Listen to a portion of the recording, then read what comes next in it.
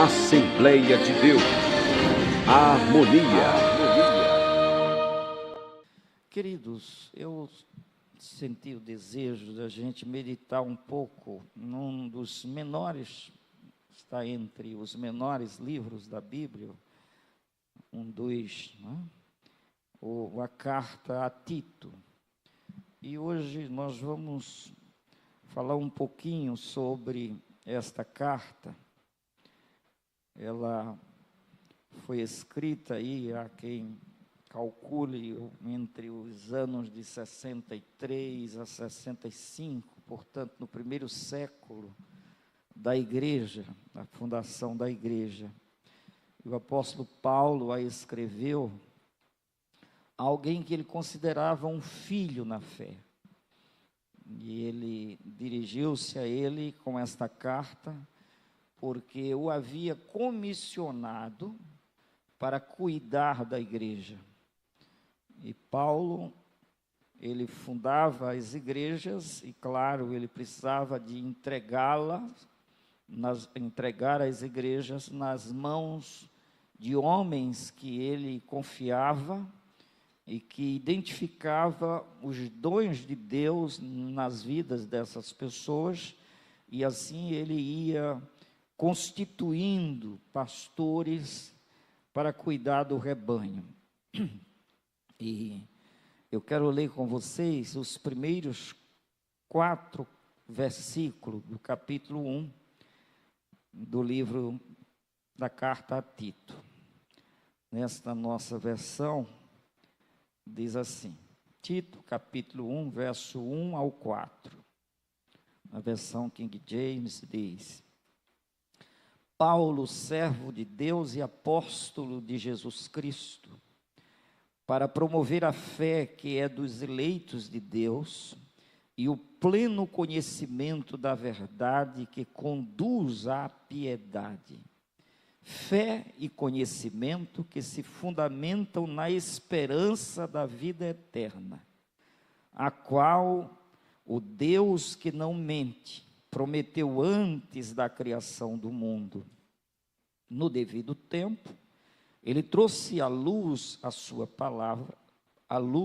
palavra, por meio da pregação que me foi confiada por determinação de Deus, nosso Salvador. A Tito, meu verdadeiro filho em nossa fé comum, graça e paz da parte de Deus Pai e de Cristo Jesus, nosso Salvador. Amém? Este início aqui, o apóstolo se apresenta, diz a que veio, qual era o objetivo dele, a finalidade dele também fica claro, e a quem ele está se dirigindo, que é esta pessoa de confiança dele, porque Tito desenvolveu a sua fé conforme a orientação do apóstolo Paulo.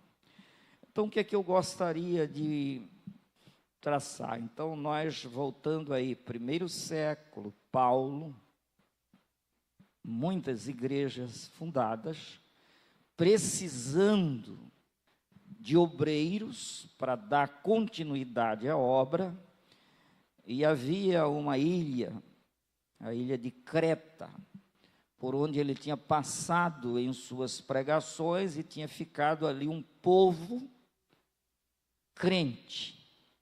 E agora Paulo havia saído de uma primeira prisão e ele precisou, então, estabelecer a ordem às igrejas que estavam nessa ilha. Não era apenas um lugar, mas havia vários. E aí ele constituiu aquele filho na fé, Tito, agora como pastor enviado para ordenar as coisas na igreja. E o bom é que aqui ele vai buscar as coisas bem fundamentais do que é de fato a abertura de uma igreja, a organização de uma igreja. É isso que a gente pode aprender aqui.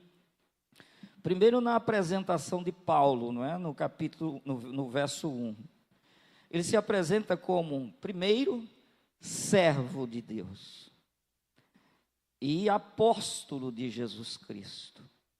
Então ele não chega aqui abrindo um currículo muito, ele simplesmente tem a objetividade e a simplicidade de dizer: eu sou servo de Deus, eu sou apóstolo. O que é isso? Eu sou enviado de Deus, eu sou aquele que leva uma mensagem. A mensagem não é minha, o apóstolo era um enviado para levar a mensagem, e ele sabia se colocar no devido lugar, não é? Sendo esse instrumento a quem Jesus se manifestou, orientou, falou dos sofrimentos que ele teria na caminhada, as dificuldades, e ele sendo esse canal de bênção, tendo contemplado muitos feitos do Senhor através de suas pregações, ele continuava simplesmente servo de Deus e enviado de Jesus Cristo. A gente nunca deve querer passar disso aqui. A gente precisa sim, à medida que Deus usa, que Ele faz, que Ele realiza, a gente deve ter o mesmo espírito que estava ali em João Batista, dizendo: ele pode crescer, claro, Jesus cresce na mente, no coração de cada um, mas João dizia: tudo que mais eu devo fazer é diminuir, é não aparecer, é não atrapalhar, porque essa não é uma obra de homem, essa é uma obra do Espírito Santo, e para privilégio nosso, alegria nossa, Ele usa a gente. Então, a honra e a glória é dele, não pertence a nenhum homem.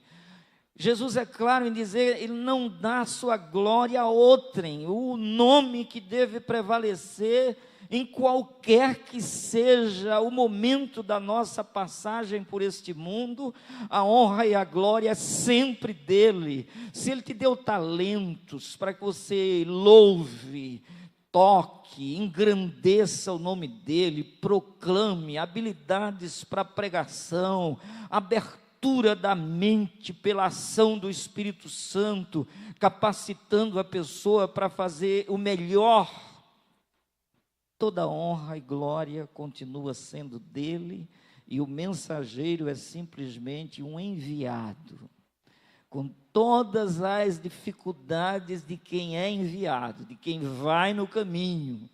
É assim que a gente precisa se enxergar, e é isso que a gente precisa manter: a simplicidade e jamais a arrogância, ou a prepotência, ou a distorção de pensar que é alguma coisa melhor do que outro. Então Paulo chega e diz: olha, Paulo, servo de Deus e apóstolo de Jesus Cristo. Como seria ótimo, né, se a gente visse todos os pregadores assim, no mundo inteiro, no Brasil. Pensou? Simplesmente servos de Deus, enviados de Deus. Essa consciência coloca a gente do tamanho que a gente é. Nunca vai se julgar: eu sou o dono da mensagem. Coitado, a mensagem não é sua, você é dispenseiro. Você vai tirar o que ele botou no celeiro, quem botou foi ele. Você simplesmente distribui o que ele pôs lá, a gente não tem nem que inventar nada. Então a primeira coisa é essa: Quem está escrevendo essa carta carrega esse espírito simples, consciente. Agora vê o que é que ele veio fazer. Vamos observar agora. Este homem, ele estava aqui escrevendo para quê? Para promover a fé que é dos eleitos de Deus e o pleno conhecimento da verdade que conduz à piedade. Então, a verdadeira fé e o verdadeiro conhecimento de Deus conduz à piedade. Quanto mais, isso é muito lindo, quanto mais a gente realizar para Deus, no sentido de promover a fé e o pleno conhecimento da verdade, tudo isso tem um objetivo, levar a gente a agir com mais amor, que Deus é amor. Então, se eu estou falando de Deus, se eu sou enviado de Deus, eu estou levando uma mensagem de amor, de fraternidade para com o outro, de piedade, olhar com misericórdia, olhar com sentimento que nos dobra a servir quem precisa, é carregar o amor em ação, essa piedade. Então, tudo que for de fé e de conhecimento, que não leve a gente a agir em favor do outro, nada disso é evangelho.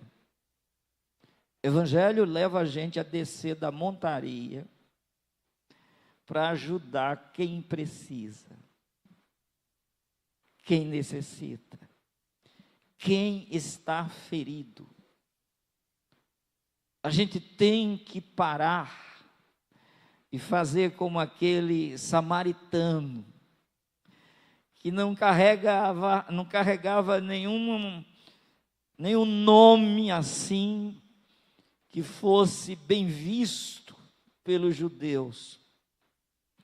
Os sacerdotes, sim, esse carregava uma missão de amor de Deus. No entanto, esse passou de largo, não fez o que devia fazer. Então, quem é simples, sabe descer de onde está para servir quem precisa. Esse é o conhecimento que Paulo estava dizendo. Olha, eu sou servo e eu sou enviado, mas o meu objetivo, a minha finalidade, eu existo para promover a fé e o pleno conhecimento que conduz, que leva as pessoas à piedade. Essa é a primeira coisa na missão dele.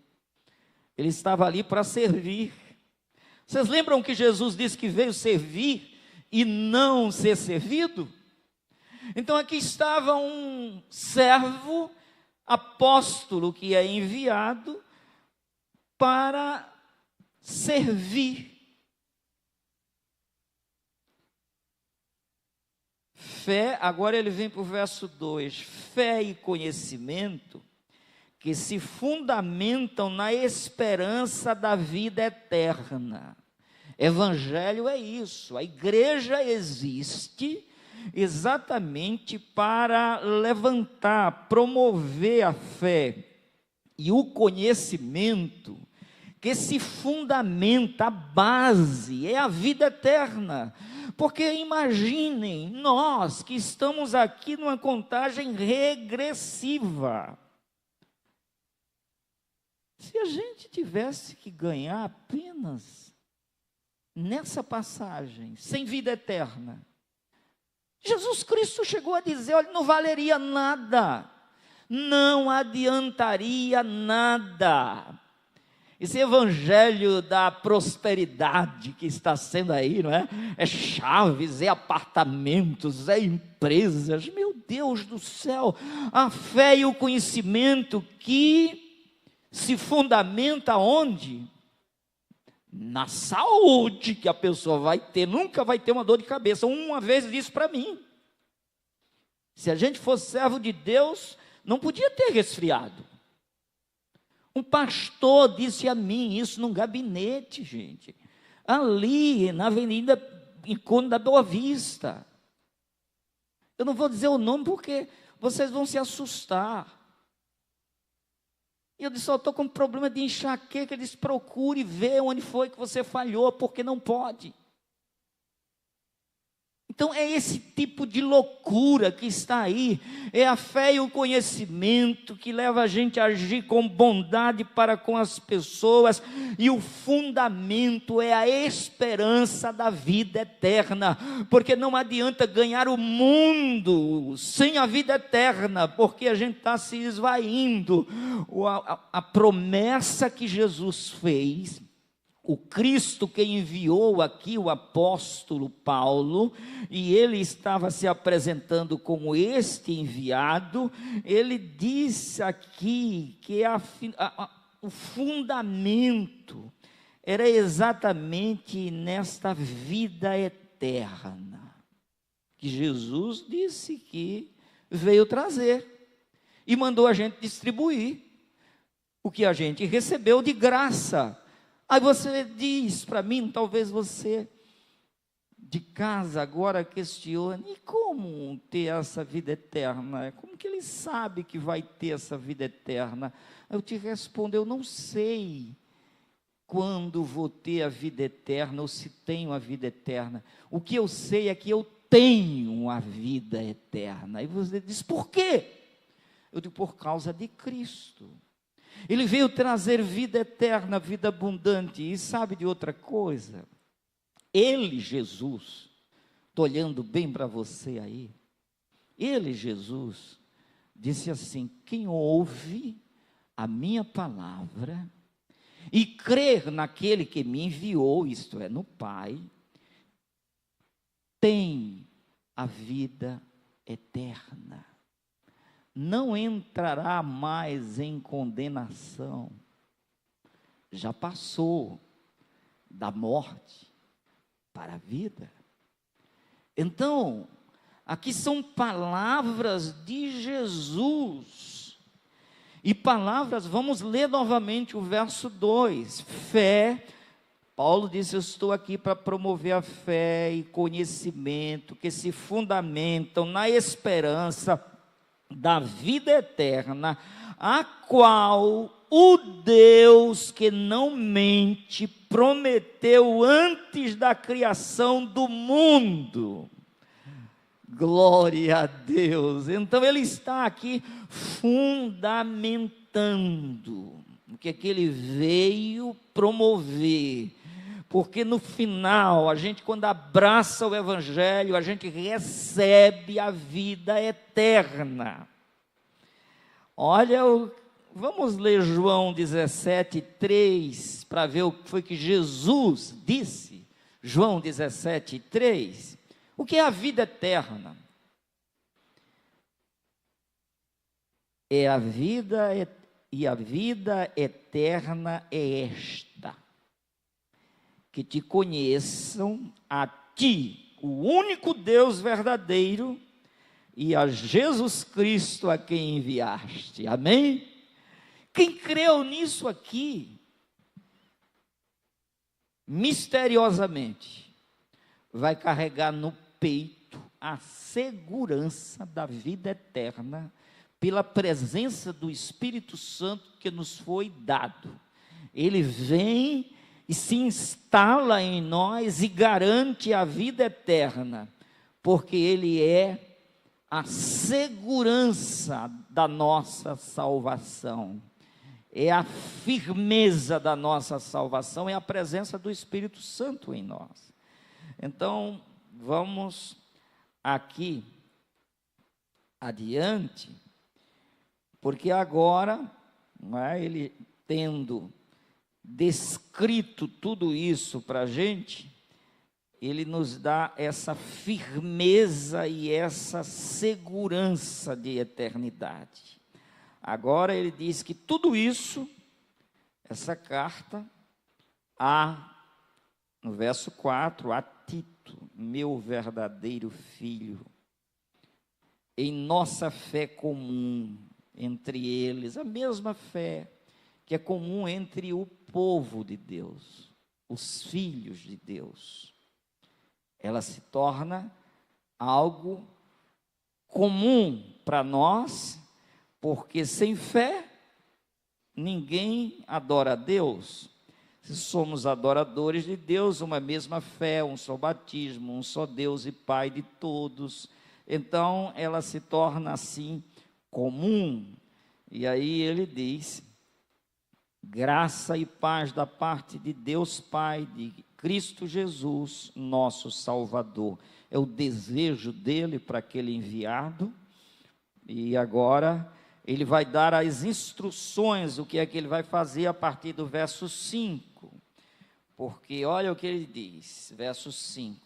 Para esta missão te deixei em Creta, aquela ilha do mar Egeu, onde ele iria desenvolver o seu ministério, ordenando a igreja. Então, deixei em Creta para que pusesses em ordem o que ainda faltava e constituísses presbíteros, de acordo com as minhas orientações.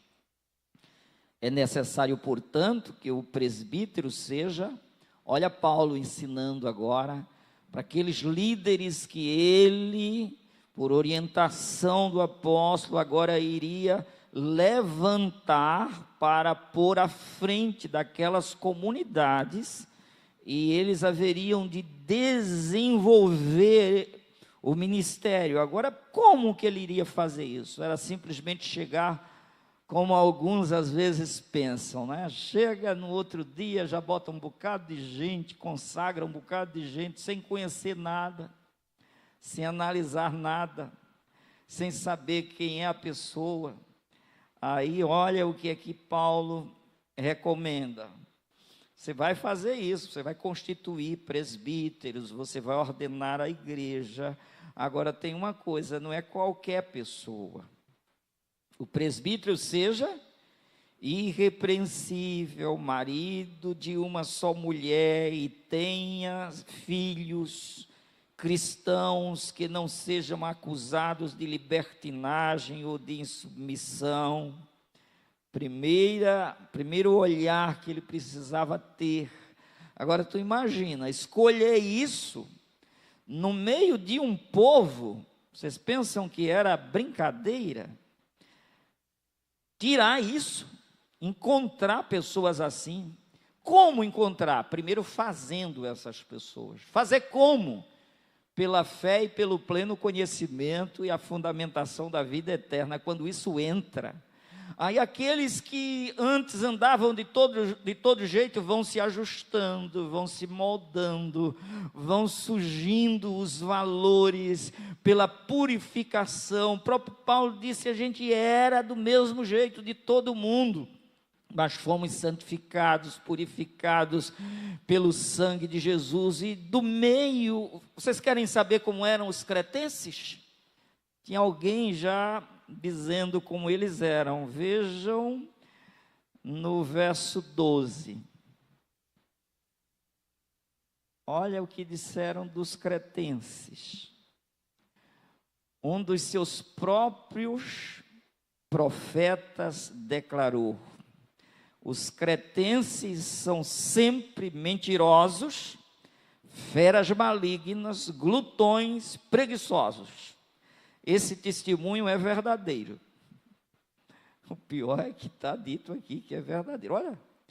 Olha para onde estava indo o enviado de Paulo, seu filho na fé, para o meio, para essa ilha, onde eles carregavam alguém já estavam lá declarando quem eram eles. Aí eu pergunto, onde é que não tem isso aqui? Nesse mundo aí fora? Vai procurar em qualquer uma instituição dessa, para ver se isso aqui não é a 3x2 aí.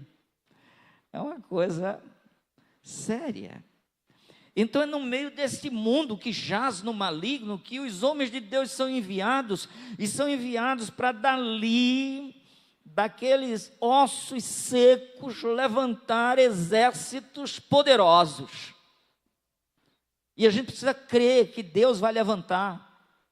Homens que não carregavam nada do Evangelho se converte, e o Espírito Santo vai modelando, trabalhando, e o vaso se quebra, e ele refaz, ele novamente faz um vaso novo, e daí a pouco o vaso está pronto, mas ele é simplesmente barro, e Deus coloca o seu tesouro dentro de vasos de barro, para que a excelência do poder seja de Deus e não de nós. Então é assim que ele trabalha.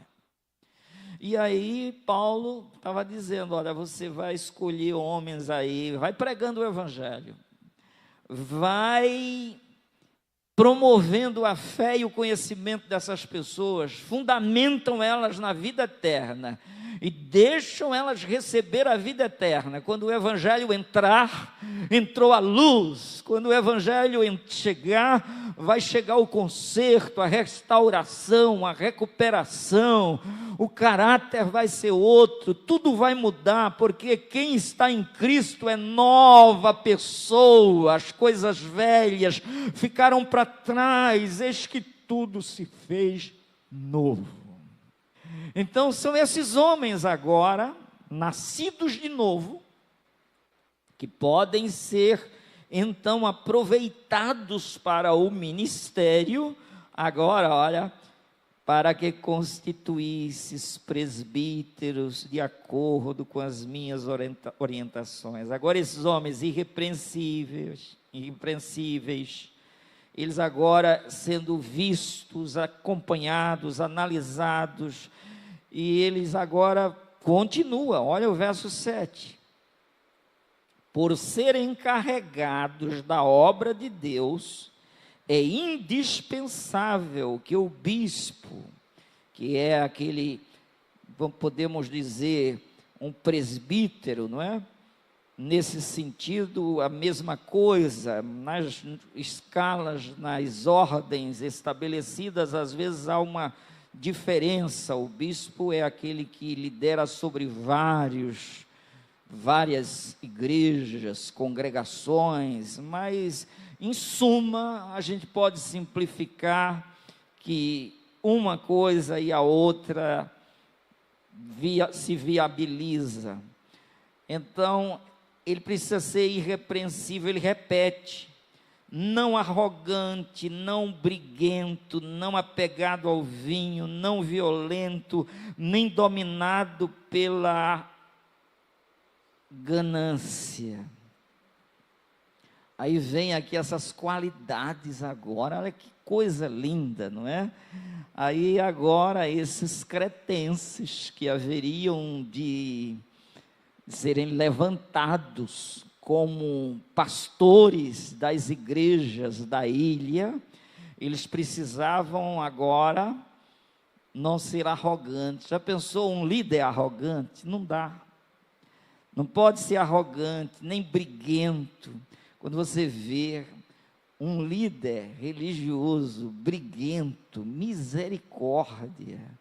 Tinha um que quando chegava na convenção, os demais colegas me contaram, que todo mundo tremia, porque ele tinha uma língua miserável, e ele atacava todo mundo, ele era feroz, e ele tinha posição, ele exercia um cargo poderoso, alguém andava já com ele, e quando ele chegava todo mundo tremia, e aí nada disso, gente. Quando vê uma convenção com uma figura dessa tendo esse poder, a própria convenção já se foi, porque convenção séria tem simplicidade e trata todo mundo com simplicidade, e não tem lugar para isso aqui, para arrogância.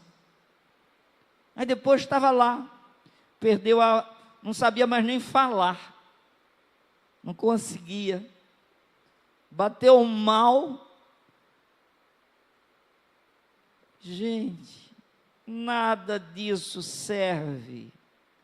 Não pode ser arrogante, nem briguento, nem apegado ao vinho, não violento, nem dominado pela ganância.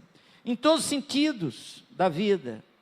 Seja despretensioso, você está fazendo a obra de Deus.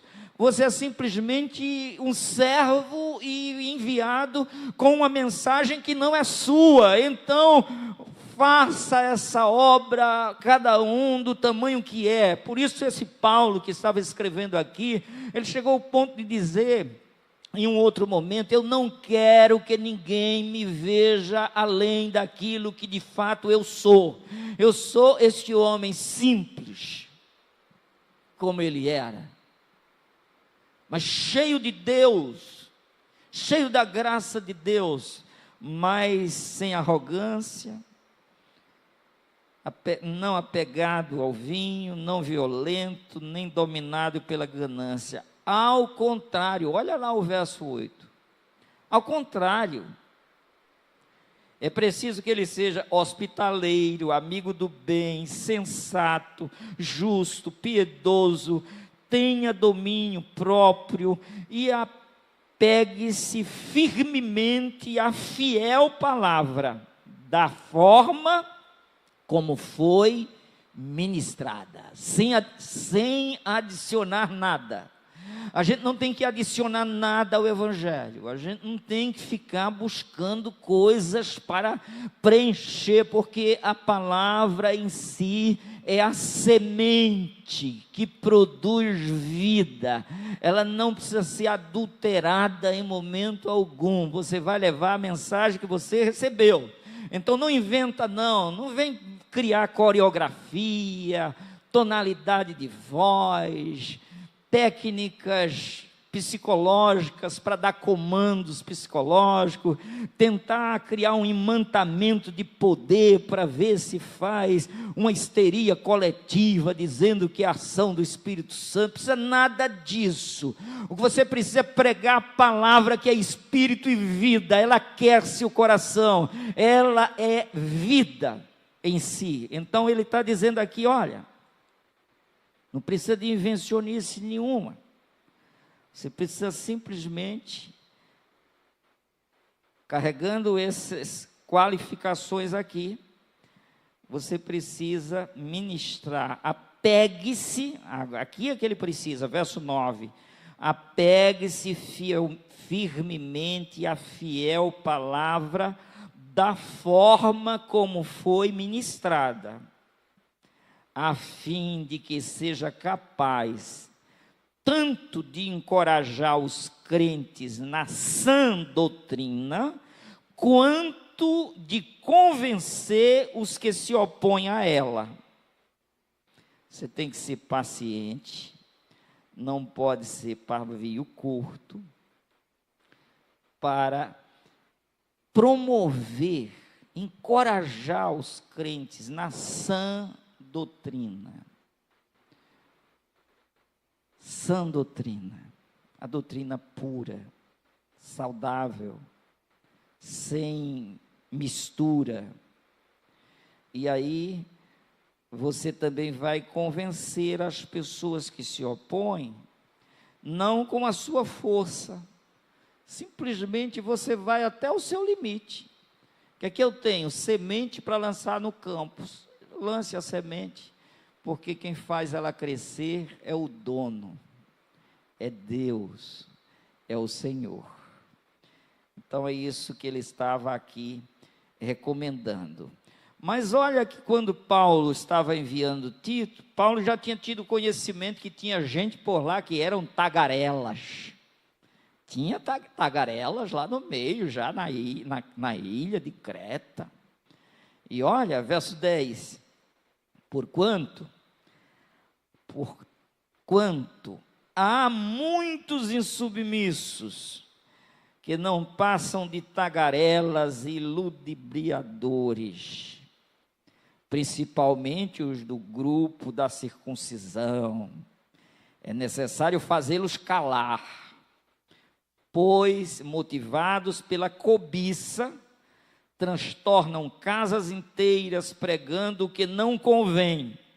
Está vendo que tem muitos pregadores pregando o que não convém? Muitos. Ele está dizendo aqui.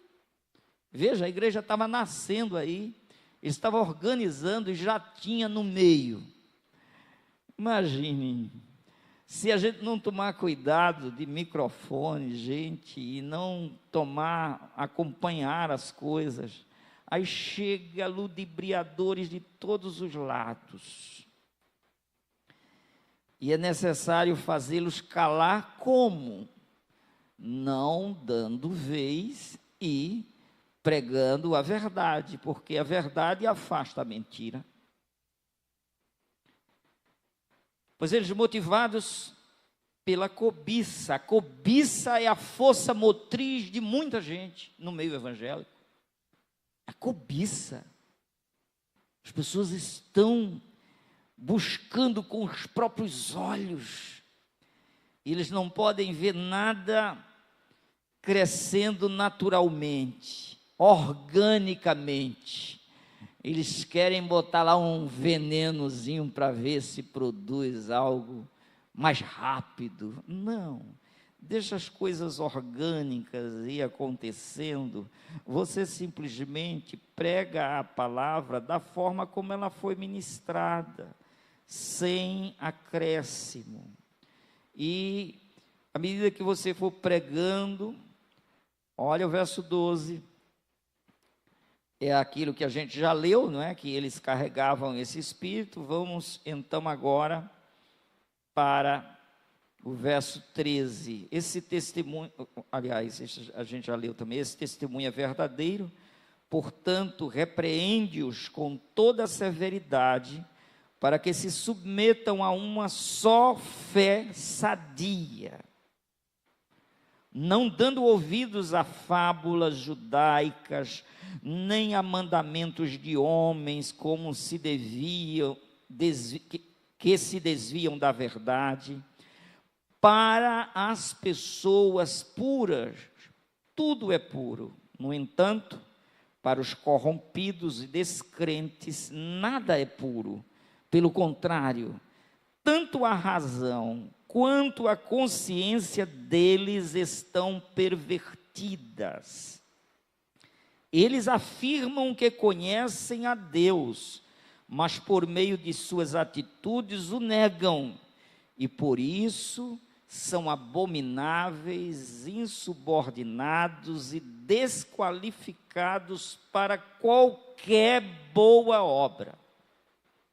Tem muita gente, em muitos lugares, que se elas parassem, elas passariam a fazer um trabalho para o reino de Deus, porque o que elas fazem só desagregam.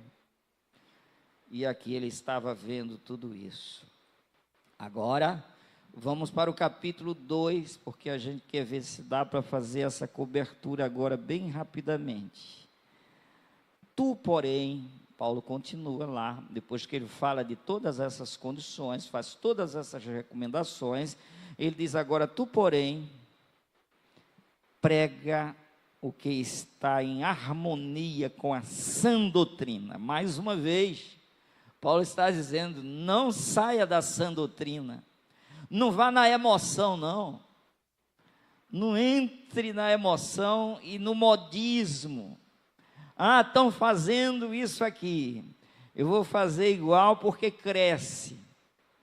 Teve líderes religiosos aqui, quando chegaram, todo mundo sabia que não pregava o evangelho puro, mas as igrejas deles começaram a crescer, as multidões, o dinheiro, as malas de dinheiros, os pacotes, e muitos foram se tornando exemplos para muitos que viviam na pureza, e daí a pouco entraram também e começaram esse jogo de importância. Quando você vê essas importâncias muito grandes no meio evangélico, está tudo errado. Tudo errado. Tal fulano moveu o país inteiro por causa da coisa mais simples do mundo. Jesus levou. E daí? Jesus leva. Criança, adulto, velho, todo mundo vai. Ai, que mexeu com o mundo. Tem algo errado. Tem algo errado. Tem política no meio. Tem muito jogo que não convém. Gente, se a gente for falar a verdade, dói demais, não é? Porque estourar caroço dói, não é? Uma comoção total. Se o pastor Moisés for, vocês sejam bem simples. Simples. Foi porque foi tudo que ele ensinou. Foi porque é tudo que ele espera. Foi porque chegou o tempo de Jeová. Foi porque Deus quis. E não vai faltar nada porque Deus tem quem substitua. Porque o dono da obra não é ele, o dono da obra é o Senhor. Aí daí a pouco, eu quero que enche, eu quero honra para mim. No dia que eu morrer, pelo amor de Deus, está errado. Está errado, simplesmente está errado. Tem coisa errada. E o que é que o senhor pensa? Eu penso que não é evangelho. Eu só penso isso. Tem mistura. Tem o que não convém. É simples assim. Os apóstolos de Jesus foram assassinados. Jovens ainda. E a obra continuou ou não? Ai, ai, ai, vai parar tudo. Vai não, a obra é de Jesus. O dono da igreja venceu a morte, ressuscitou. Então o povo de Deus tem que ser simples. Agora, quando a gente mistura o evangelho, aí dá uma salada para o diabo, sabe? O evangelho, ao invés de glorificar a Deus, é censurado. E censurado com razão, porque se disserem toda mentira contra nós, tudo bem. Agora, se não for mentira, for escândalo mesmo, aí está tudo errado, não é? Porque o nome do Senhor é glorificado quando a gente continuar no lugar e na simplicidade. Vocês podem glorificar a Deus. Amém. O grande aqui é Jeová. E o dono dessa causa é o Senhor dos exércitos. Tu, porém, prega o que está em harmonia com a sã doutrina. Encoraja os mais... Agora vamos ver. A igreja cuida de todos os grupos. Encoraja aos mais velhos, para que sejam equilibrados, respeitáveis, sensatos, sadios na fé, no amor e na perseverança. Vamos glorificar a Deus. O evangelho é isso, gente. O evangelho faz esse milagre. Agora vem, semelhantemente ensina as mulheres maduras a serem reverentes quanto ao seu estilo de vida, não caluniadoras, não viciadas em muito vinho, mas capazes de ensinar o que é bom. Dessa forma, estarão aptas para orientar as mulheres mais jovens a amarem seus maridos e filhos e a serem equilibradas, puras, dedicadas a seus lares, a cultivarem um bom coração, submissas a seus maridos. Submissas a seus maridos? Por que eles não elegeram elas como pastoras para mandarem nos maridos? Tem alguma coisa errada? Não. Quantas apóstolas tiveram lá na igreja primitiva? Quantas diaconisas lá quando foram? E Jesus, quantas escolheram para essa liderança? Era a cultura. Não, é doutrina. É sã doutrina. É muita mistura, gente. É muito jogo. É muita mecânica humana. Não, as mulheres maduras, é que elas devem ser mesmo, segundo Paulo aqui, ensinando. Ou mudou, a igreja mudou, Jesus mudou. Mulheres maduras serem reverentes quanto a seu estilo de vida, não caluniadoras, não viciadas em muito vinho, capaz de ensinar o que é bom. Dessa forma estarão aptas para orientar as mulheres mais jovens a amarem seus maridos e filhos.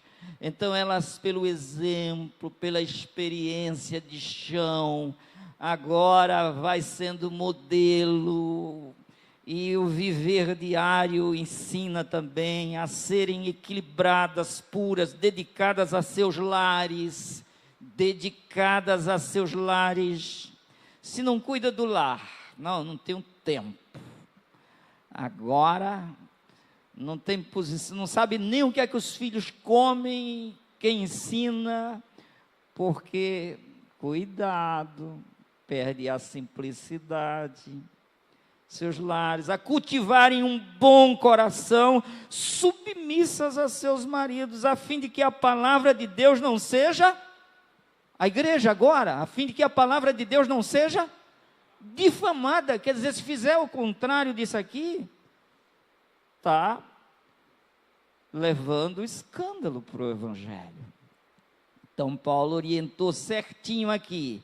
Ele pegou os mais velhos, não só homens e mulheres, depois agora mulheres mais maduras, que vão servir de exemplo, ensinar as mais novas a quê? A amarem seus maridos e filhos, a cuidarem da casa, do lar, a cultivarem o bom coração e a serem submissas, no lugar que Deus criou. Cristo é a cabeça da igreja, o homem a cabeça da mulher.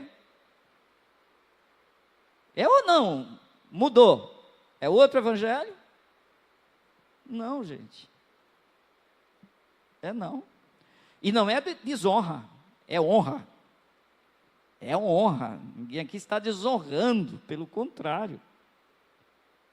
É o lugar que Deus colocou, o lugar certo, onde lhe cabe, onde ela pode ser honrada, feliz e fazer vidas felizes. Aí vem para os jovens, verso 6. Exorta de igual modo os jovens para que tenham bom senso, que teu modo de agir seja exemplar em tudo. Aí olha o que é que Paulo agora está dizendo para o seu filho Timóteo, o pastor, que está com a missão grandiosa de constituir líderes para as igrejas da ilha de Creta. Se você seja modelo, você leve todo mundo a aprender através do seu exemplo. É isso que ele está dizendo. Verso 7 do capítulo 2. Que teu modo de agir seja exemplar em tudo. Na teologia mostra integridade, sobriedade, linguagem sadia e irrepreensível, para que todo inimigo seja envergonhado, não tendo razão para falar mal de nós. Amém? Olha como é que se fecha a boca do inimigo.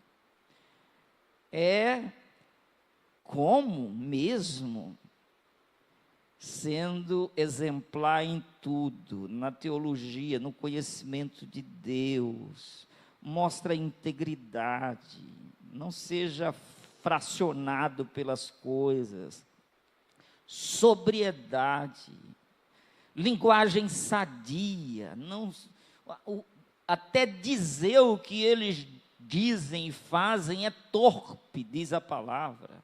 Então a gente não pode entrar no jogo para que todo inimigo seja envergonhado. tanto homens como demônios que estão muitas vezes ao derredor buscando como destruir, e a gente com simplicidade, com verdade, vai desmontando os ninhos que o maligno quer fazer muitas vezes para destruir vida. Eles não se firmam, porque eles não encontram espaço para tripudiar sobre as pessoas, porque elas estão na verdade. Veja que essa recomendação de Paulo aqui é a mesma que ele fez a Timóteo, o jovem também pastor, no capítulo, em 1 Timóteo 4 e 12, 11 e 12, ordena, pois, e transmite esses ensinos. Ninguém menospreze o fato de seres jovem, mas procura ser exemplo para os fiéis na palavra, no comportamento, no amor, na fé e na pureza.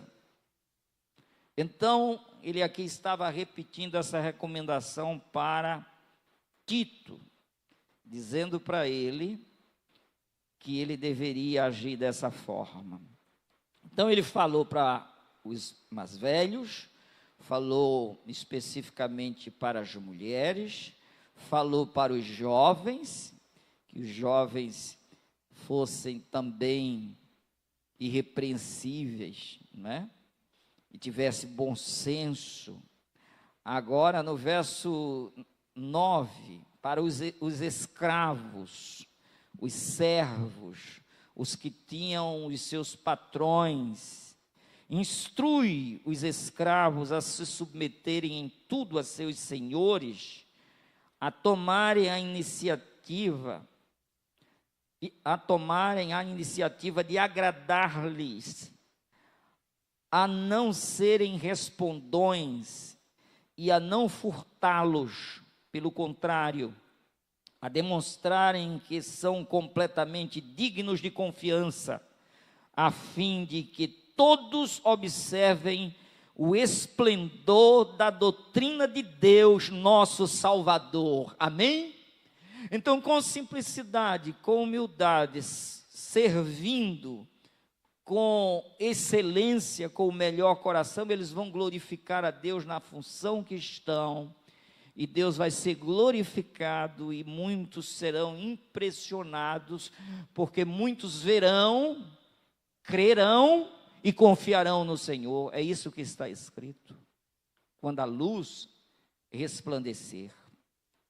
E finalmente, veja a partir do verso 11 do capítulo 2. Portanto, a graça de Deus se manifestou salvadora para algumas pessoas, para um grupo. Não, mas Deus não escolheu um grupo. Eu não sei como é que eles conseguem desfigurar a pessoa de Deus e de Jesus para dizer que a graça não se manifestou para todo mundo, foi só para um grupinho. Porque, por causa de um texto, a expressão de alguns textos, em detrimento dos atributos de Deus, o Deus justo, que veio para todos, ofereceu salvação para todos. Mas se pegam nisso, e Paulo agora chega nessa altura aqui, e diz que a graça de Deus se manifestou salvadora para todas as pessoas. Então é para mim, é para você, é para nós, é para todos, porque Deus amou o mundo de tal maneira que deu o seu Filho unigênito, para que todo aquele que nele crê. É preciso sim, há uma parceria da nossa parte, porque ele veio para o que era seu, e seus não receberam. Essa resistência de não receber, aí é outra questão. Agora que todo o projeto de Deus é para salvar a humanidade, e ele oferece a ponto de dizer, se eu não tivesse vindo, não atribuiria pecado. uma prova de que Ele dá a chance, dá a oportunidade, e espera que a gente responda. Então, a graça de Deus se manifestou salvadora para todas as pessoas. Ela nos ensina, nos orienta a renunciar à impiedade e às paixões mundanas e a viver de maneira sensata, justa e piedosa nesta presente era, enquanto aguardamos a bendita esperança, o glorioso retorno de nosso grande Deus e Salvador Jesus Cristo. Ele que se entregou a si mesmo por nós para nos remir, para nos resgatar, nos remir de toda maldade e purificar para si um povo todo seu, consagrado às boas obras. Prega essas instruções, encoraja e repreende com toda autoridade, ninguém te despreze. Amém? Gente, na pequenez da gente, mas quando a gente prega a palavra de Deus, a gente não prega assustado, assombrado. Não teve um dia que eu cheguei aqui assombrado. Estão transmitindo essa mensagem, vai ficar aí gravado, o que vai ser de mim? Não, eu estou pregando uma mensagem que não é minha. Sabe quando eu teria medo? Era se eu estivesse aqui dizendo uma coisa que Deus não mandou, que Deus não orientou, que Deus não ensinou. Se eu estivesse aqui ensinando do meu nome, eu seria um fugitivo, um medroso. Mas eu quero te dizer, e não interessa o que você esteja pensando ao meu respeito, saiba de uma coisa, que o meu coração está livre para dizer o que eu estou te dizendo, porque eu estou dizendo a palavra de Deus. E eu farei todo o meu possível para não falsificá-la, para não adicionar também. Aqui está o Evangelho, como a gente pôs lá, puro e simples, é o Evangelho de Jesus. Por isso não temos medo, porque essa graça nos ensina. E aqui Paulo estava dizendo àquele seu filho na fé: você vai montar e organizar as comunidades cristãs, você vai organizar as igrejas, faça isso, sem medo, sem assombração.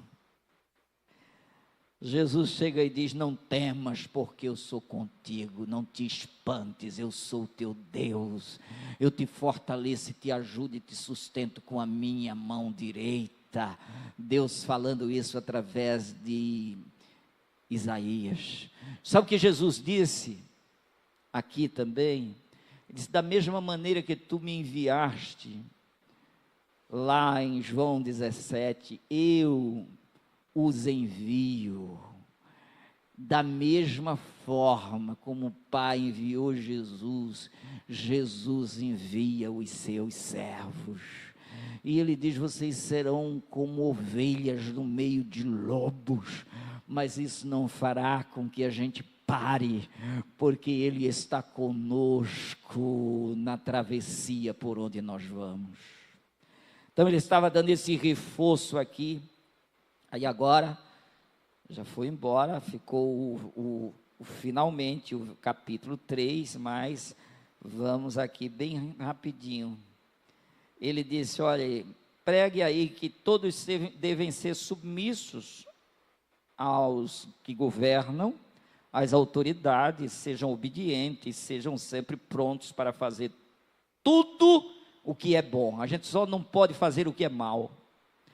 Se você for fazer o que é mal, você vai sozinho, não vai em nome de Deus, porque Deus não faz mal. Tem que ter mansidão para com todos. Olha o verso 2 do capítulo 3.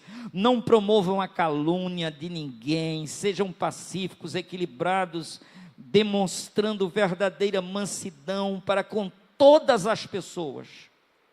Amém? Se colocando no lugar delas. Se a gente pudesse ler o resto, precisava se colocar no lugar dessas pessoas, que a gente já fez a mesma coisa também.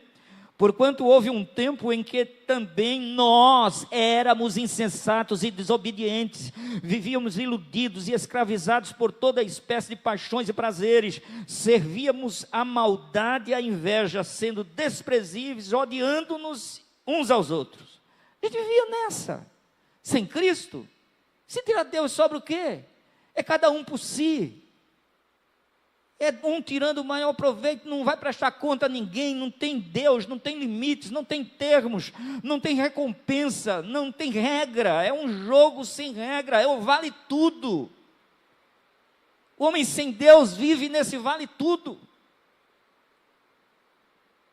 Mas quando ele conhece o Evangelho, ele se ajusta totalmente. Ah, meus queridos. Verso 8, esta, pois, é uma palavra totalmente digna de crédito, e quero que a proclames categoricamente, a fim de que aqueles que creem em Deus se empenhem na prática de boas obras. Tais ações são excelentes e de grande proveito para a humanidade, Se a gente fosse aqui falar sobre o proveito para a humanidade, procedente da doutrina dos apóstolos, do Evangelho de Jesus, a gente passaria semanas, meses e anos para mostrar a importância da igreja na terra, que é coluna e firmeza da verdade. Se tirasse a igreja da terra, tiraria o sabor e a luz, o sal e a luz. A igreja, através dos séculos e milênios agora, ela continua uma marcha triunfante, fazendo bem à humanidade, entrando nos bairros e mostrando que há esperança, há uma fé genuína, há um conhecimento de Deus que nos leva à segurança da eternidade. E que maravilha, Paulo estava dizendo tudo isso àquele obreiro. E sabe o que ele dizia agora no verso 9? Tem muita coisa que não convém, Tito, meu filho, você não perca tempo, olha, evita, no entanto, todo tipo de questões tolas, genealogias, aquele pedigree, não é? Tem família que todos têm que serem pastores, não é? Vai passando um para o outro, aquela coisa, é a raiz, a genealogia, meu Deus dos céus, meus queridos, tem coisa errada aí. Eles não querem tocar uma obra que seja pesada, aí não bota filho nenhum, mas se for uma igreja grande, com muito dinheiro, mas olha, é a empresa familiar, não é a igreja, é a empresa familiar, e aí tem que ser de pai para filho, para dominar isso, e fama política, poder de voto, igreja que fica contabilizando voto para vender, não está servindo a Cristo. Líder ensina princípios de verdade, que venha contribuir com a humanidade, com a comunidade, com a sociedade, que tenha bons administradores. Claro, a gente ora por isso, a gente respeita isso, a gente quer isso. Mas nenhum líder tem poder de voto além do dele. Porque cada um é livre nesse sentido. Amém? Então, evita essas loucuras, Paulo estava dizendo, essas questões, genealogias, discórdias e discussões inúteis a respeito da lei, porquanto essas contendas são vazias e sem valor. Verso 10, quanto àquele que provoca divisões, adverte-o, uma primeira e ainda uma segunda vez. Depois disso, rejeitai-o. Deixa ele de lado. Tu sabes que tal pessoa está pervertida, vive na prática do pecado, e por Deus, ela mesma está condenada. É por Deus? Não é porque Deus determinou ela para o inferno, não? Não é porque ela não faz parte do grupinho de Deus, não? Não. É porque ela se perverteu. Olha lá.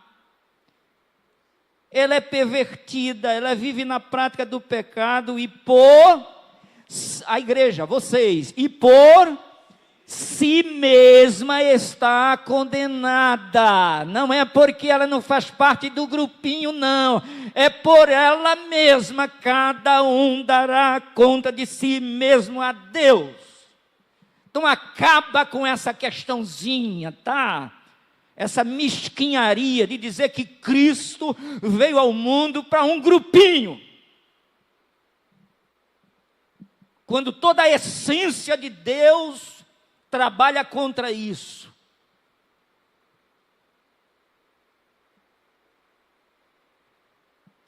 Mas há muita coisa que agregaram.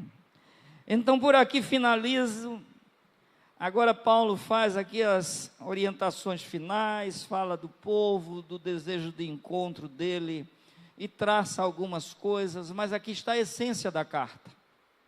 Então hoje a gente passou uma carta toda, não é?